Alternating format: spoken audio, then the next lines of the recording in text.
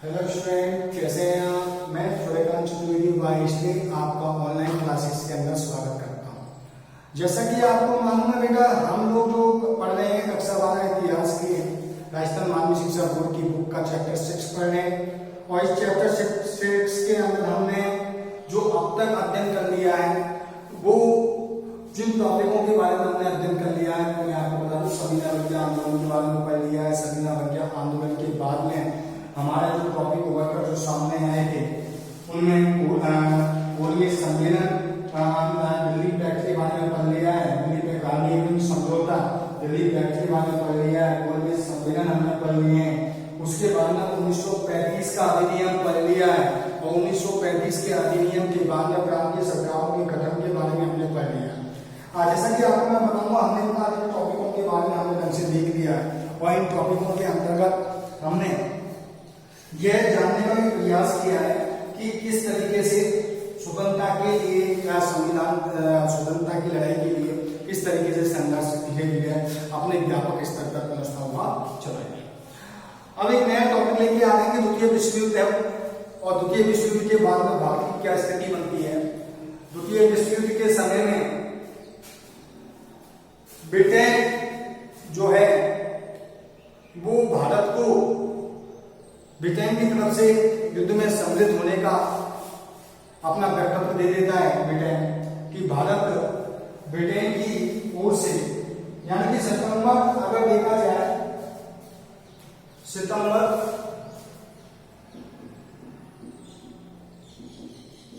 1939, सितंबर 1939 को में द्वितीय विश्व युद्ध आरंभ होने पर प्रांतीय सरकारों में विचार विमर्श के लिए वायसराय लिथगो ने यह घोषणा कर दी। यानी प्रांतीय सरकारों से विचार विमर्श किए बिना विचार विमर्श किए, क्योंकि जो प्रांतों में जो सरकार बन रही थी उनसे कोई विचार विमर्श नहीं किया। और बिना विचार विमर्श किए वायसराय, जो उस समय का जो वायसराय था, जिसका नाम है लिथगो,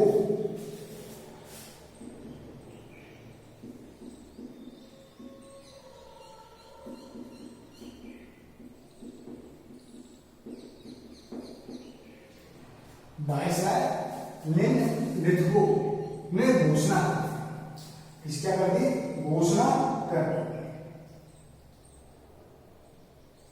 यह घोषणा क्या कर दी, उसने कह दिया कि युद्ध में भारत ब्रिटेन के साथ है।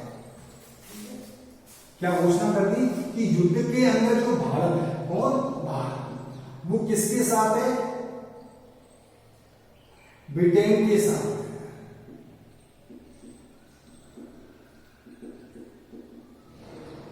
ठीक है, यहां वायसराय लिथगो ने घोषणा कर दी कि युद्ध में भारत किसके साथ है, ब्रिटेन के साथ। और प्रांतीय सरकारों से किसी भी प्रकार का विचार विमर्श नहीं किया गया। जब प्रांतीय सरकारों से किसी भी प्रकार का विचार विमर्श नहीं किया गया, तो फलस्वरूप प्रांतीय सरकारों में और ब्रिटिश सरकार के प्रांतीय सरकारों से मतभेद हो गए। फलस्वरूप में जब विचार विमर्श नहीं हुआ, तो प्रांतीय सरकार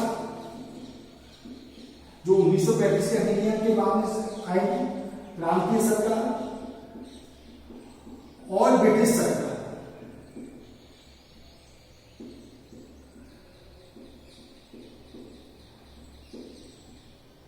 में क्या हो गया, मतभेद हो गया।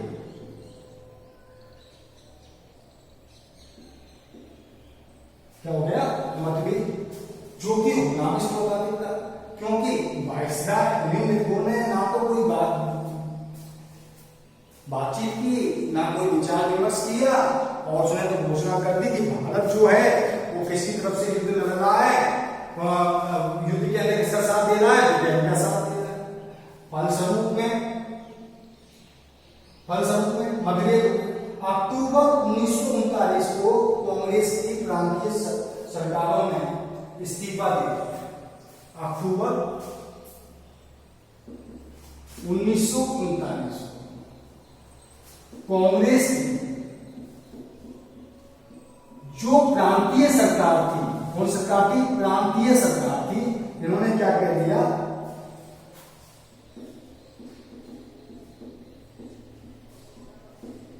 इस्तीफा दे दिया। सितंबर 1939 को याद देखिएगा, द्वितीय विश्व युद्ध के अंदर ब्रिटेन वायसराय नेतृत्वों ने बिना प्रांतीय सरकारों से विचार विमर्श किए यह बोल दिया, घोषणा कर दी कि भारत द्वितीय विश्व युद्ध में ब्रिटेन का साथ दे। फलस्वरूप में प्रांतीय सरकार और ब्रिटिश सरकार दोनों में क्या हुए? मतभेद। मतभेद के फलस्वरूप प्रांतीय सरकारों ने अक्टूबर 1939 को जो कांग्रेस की जो प्रांतीय सरकार थी उन्होंने इस्तीफा दे दिया। क्या दे दिया बेटा? इस्तीफा दे दिया। जब इस्तीफा दे दिया है तो उसके परिणाम स्वरूप में क्या हुआ उसके बारे में बात करें। इस्तीफा दे दिया, इस्तीफा देने के पश्चात में त्याग पत्र दे दिया है, इस्तीफा दे दिया। मुस्लिम लीग ने अगर बात की जाए, कांग्रेस मंत्रिमंडल द्वारा प्राप्त त्याग पत्र दिए जाने पर 22 दिसंबर 1939 को मुस्लिम लीग ने मुक्ति दिवस मनाया। क्या मनाया? 1939 में मुक्ति दिवस के रूप में मनाया। उसके फलस्वरूप में 8 अगस्त 1940 को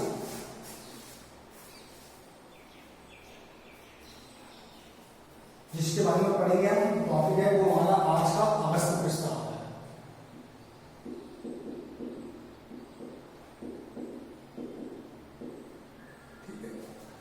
8 अगस्त 1940 को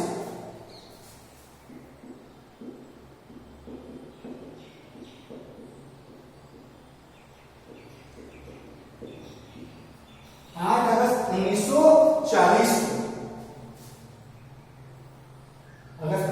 कांग्रेस ने जुलाई 1940 में ब्रिटिश सरकार के समक्ष प्रस्ताव रखा। कांग्रेस ने जुलाई 1940 में ब्रिटिश सरकार के समक्ष क्या रखा? एक प्रस्ताव रखा। किसके द्वारा रखा गया? कांग्रेस के द्वारा रखा गया। कांग्रेस ने ब्रिटिश सरकार के समक्ष क्या रखा भैया? प्रस्ताव रखा। इस प्रस्ताव में यह कहा गया, यदि भारतीय स्वतंत्रता की केंद्र में एक अस्थायी रखा गया कि यदि भारतीय स्वतंत्रता की बात मान ली जाए और केंद्र में अस्थायी सरकार स्थापित कर दिया जाए तो कांग्रेस युद्ध में सरकार को सहयोग कर सकती है।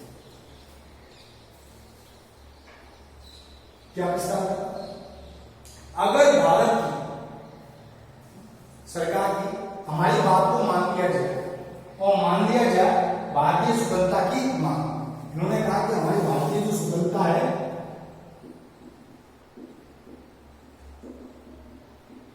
की बात को मान लो और केंद्र में अस्थायी सरकार को रख दो।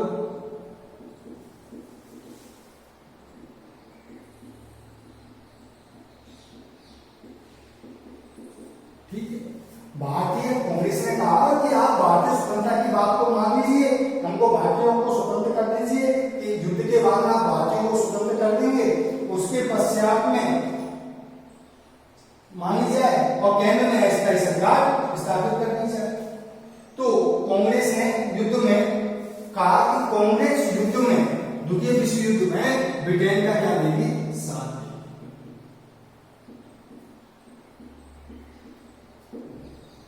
क्या देगी बेटा? ब्रिटेन का साथ देगी कांग्रेस। इसमें ये युद्ध में ब्रिटेन का साथ देगी। अब देखिए भाई बात को मान इतने में सहयोग कर सकती है।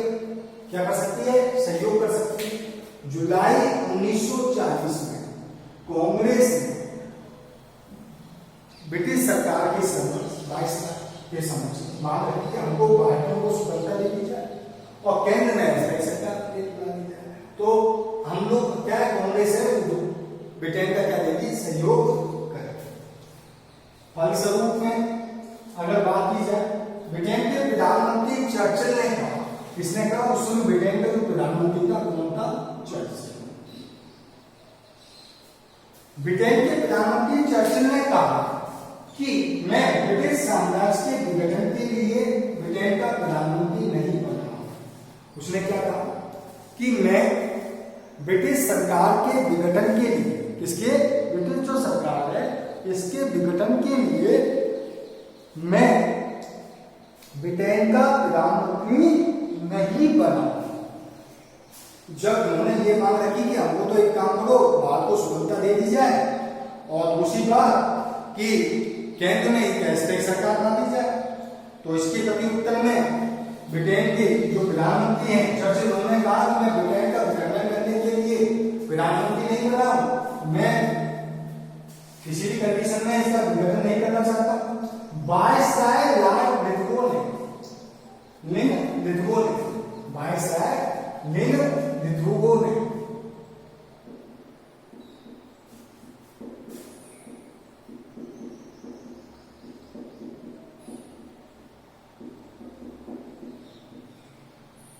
वायसराय लिथगो ने 8 अगस्त 1940 को अगस्त प्रस्ताव रखा, जिसकी निम्न पास 8 अगस्त 1940 को एक प्रस्ताव रखा जो अगस्त प्रस्ताव के नाम से जाना जाता है। उसकी निम्न बात है। अब अगस्त प्रस्ताव क्या है उसको देख लेते हैं।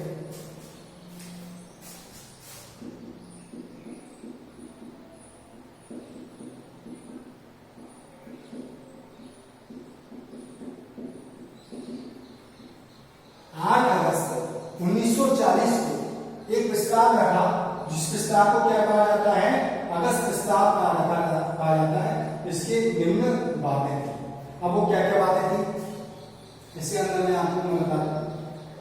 पहला, युद्ध के बाद संविधान का ढांचा तैयार करने के लिए भारतीय प्रतिनिधियों की एक निकाय बनाया जाएगा। यानी कि पहला प्रस्ताव क्या था? युद्ध के बाद, किसके बाद? युद्ध के बाद संविधान का ढांचा तैयार करने के लिए, किसका ढांचा तैयार करने के लिए? संविधान का ढांचा तैयार करने के लिए भारतीयों का प्रतिनिधियों का एक निकाय बनाया जाएगा। क्या बनाया जाएगा? निकाय बनाया जाएगा।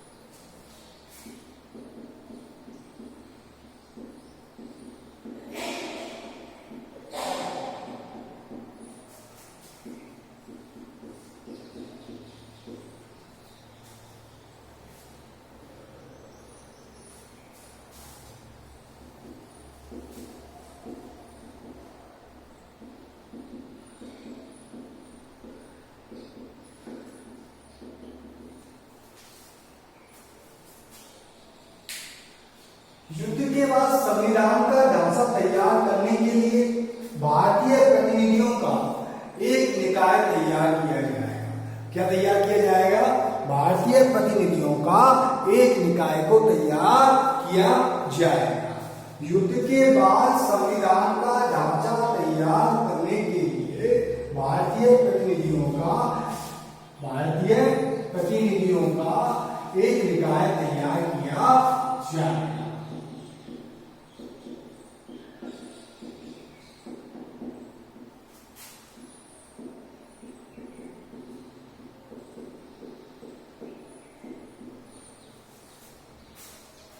एक ढांचा तैयार किया जाएगा। पहली बात तो यह हुई, एक निकाय तैयार किया जाएगा।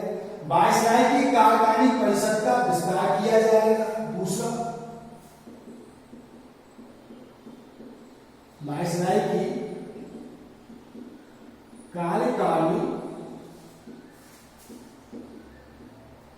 परिषद का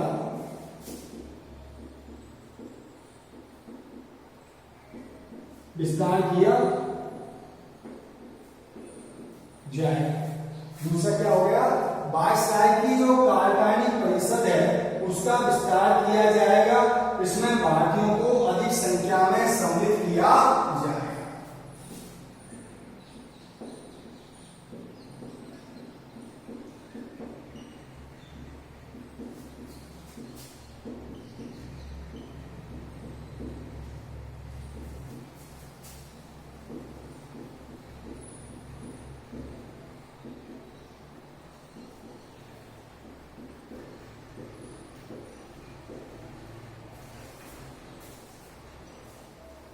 वायसराय की कार्यकारिणी परिषद का विस्तार किया जाएगा, इसमें भारतीयों को अधिक संख्या में क्या किया जाएगा, सम्मिलित किया जाएगा। क्या किया जाएगा, सम्मिलित किया जाएगा। तीसरा, युद्ध में सलाहकार परिषद की नियुक्ति की जाएगी।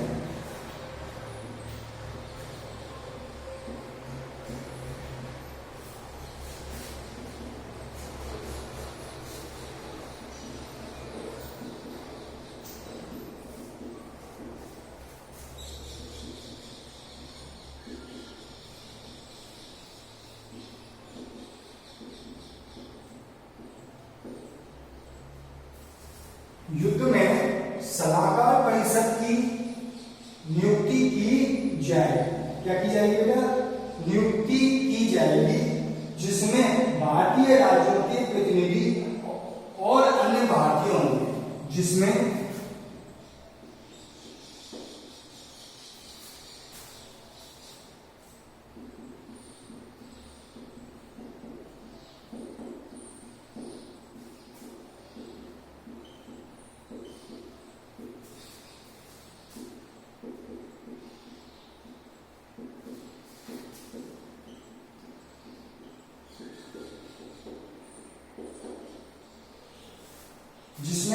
भारतीय राज्यों के प्रतिनिधि और अन्य भारतीय होंगे। क्या होंगे, अन्य भारतीय होंगे। ठीक है बेटा, युद्ध में सलाहकार परिषद की नियुक्ति की जाएगी, जिसमें भारतीय राज्यों के प्रतिनिधि व अन्य भारतीय होंगे। ठीक है बेटा, चौथा पॉइंट है आपका, ब्रिटिश सरकार का उद्देश्य औपनिवेशिक स्वराज्य स्थापित करना है। ठीक है, यहां पर चौथा है औपनिवेशिक स्वराज्य।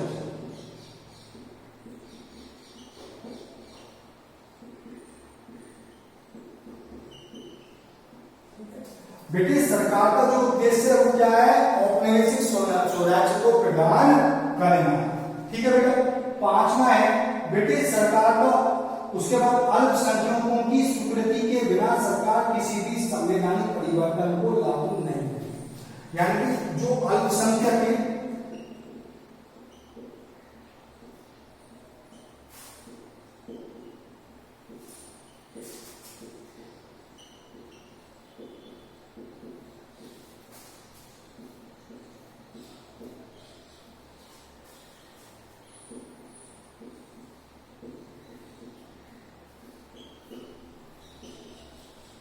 अल्पसंख्यकों की स्वीकृति के बिना ब्रिटिश सरकार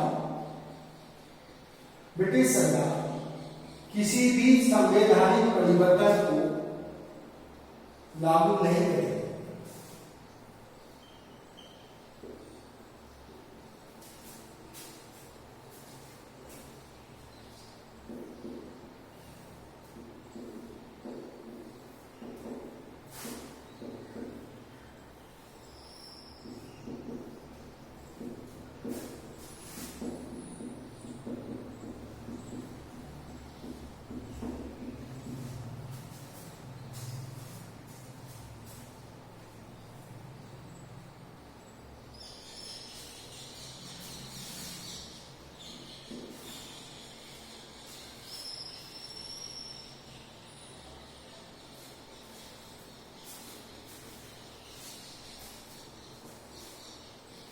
देखिए इसका जो शेष है मैंने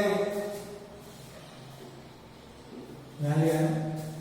पहला, युद्ध के बाद संविधान का ढांचा तैयार करने के लिए भारतीय प्रतिनिधियों का एक निकाय बनाया जाए। क्या बनाया जाएगा बेटा? एक निकाय बनाया जाएगा। वायसराय की कार्यकारिणी परिषद का विस्तार किया जाएगा। दूसरा, इसमें भारतीयों को अधिक से अधिक संख्या में सम्मिलित किया जाए। ठीक है।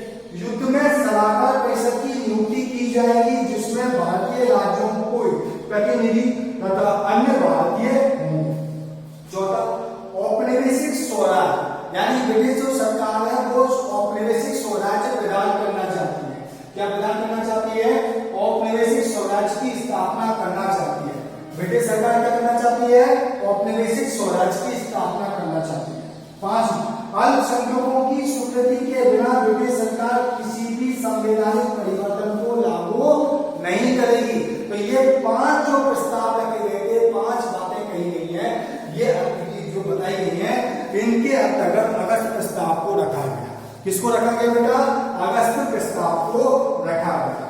कांग्रेस ने अगस्त प्रस्ताव को स्वीकार नहीं किया। अब जो कांग्रेस थी उसने अगस्त प्रस्ताव को स्वीकार करने से क्या कर दिया? मना कर दिया कि हम अगस्त जो प्रस्ताव है इसको हम स्वीकार नहीं करना चाहते हैं। और अल्पसंख्यकों को अधिक महत्व दिया गया। एक महत्वपूर्ण बात यह कि इसने यह भी बात मानी थी कि भारत को संविधान बनाने के लिए भारतीयों को कि भारत का संविधान बनाने का अधिकार भारतीयों को है। यानी इसके अंदर एक बात को मान लिया गया कि अब भारतीयों को भारत का संविधान बनाने का क्या होगा? अधिकार होगा। ठीक है। लेकिन इस बात को मानने से क्या कर दिया गया? मना कर दिया गया। फलस्वरूप में क्या हुआ? व्यक्तिगत सत्याग्रह 1840 को कांग्रेस ने के लेखकों के अगस्त प्रस्ताव को उनको स्वीकार कर दिया। अब कांग्रेस ने क्या किया? लेखकों के अगस्त प्रस्ताव को क्या कर दिया? स्वीकार कर दिया।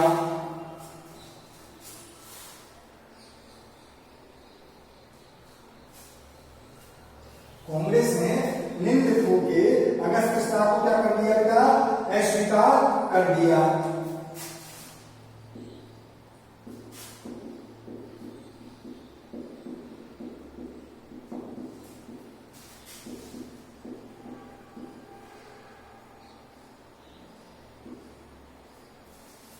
व्यक्तिगत सत्याग्रह 1940।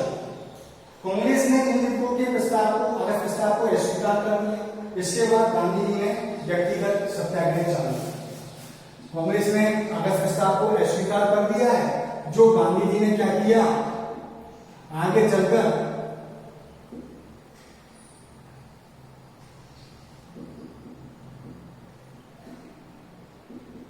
गांधी जी ने आगे चलकर व्यक्तिगत सत्याग्रह को क्या कर दिया बेटा? चालू कर दिया। जो व्यक्तिगत सत्याग्रह था उसको प्रारंभ कर दिया। अब व्यक्तिगत सत्याग्रह को प्रारंभ तो शुरू कर दिया है। इसका लक्ष्य अभिव्यक्ति की स्वतंत्रता को स्थापित करना था। गांधी जी चाहते थे कि व्यक्ति की अभिव्यक्ति की जो स्वतंत्रता है उसको प्राप्त करना चाहते थे। यानी इसका लक्ष्य क्या था? अभिव्यक्ति की स्वतंत्रता को क्या करना था? स्थापित करना था। यह सांकेतिक आंदोलन था जो अत्यंत सीमित रहने वाला था। इसमें सदस्यों ने विभिन्न चरणों में गिरफ्तारी देनी थी। सत्याग्रहियों को स्थानीय पुलिस ने 2 दिन पूर्व ही सत्याग्रह की सूचना देनी थी और सत्याग्रहियों को के एक दिन सत्याग्रही को गांधी जी द्वारा तैयार भाषण भी देना होता था। यानी सत्याग्रहियों को 2 दिन पहले पुलिस को सूचना देनी होती थी और एक दिन गांधी जी के द्वारा तैयार किया गया भाषण को भी सत्याग्रहियों को देना होता था। ठीक है। 17 अक्टूबर 1940 17 अक्टूबर 1940 क्या हुआ? 17 अक्टूबर 1940 को बेटा महाराष्ट्र के पनवार में व्यक्तिगत सत्याग्रह प्रारंभ हुआ। कहां पर हुआ? महाराष्ट्र के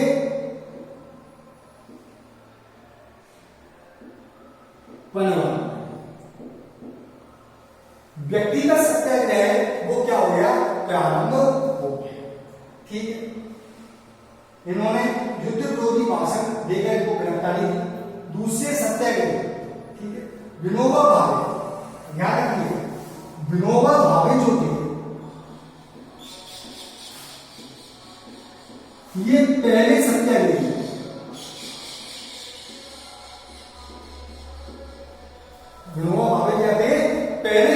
सत्याग्रही थे और इन्होंने भाषण देकर अपनी पहले क्या करी, गिरफ्तारी। दूसरे सत्याग्रही जवाहरलाल नेहरू,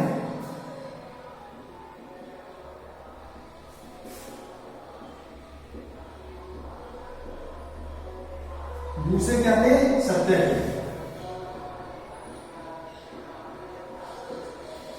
दूसरे सत्याग्रही कौन थे, जवाहरलाल नेहरू। ठीक है, दूसरे सत्याग्रही जवाहरलाल नेहरू जब सत्याग्रही सांकेतिक भाषण देते थे तो तभी उनको क्या कर लिया जाता था, गिरफ्तार कर लिया। जब भी ये छोटा सा सांकेतिक भाषण देते थे, क्या देते थे, जब भी ये सांकेतिक भाषण देते थे,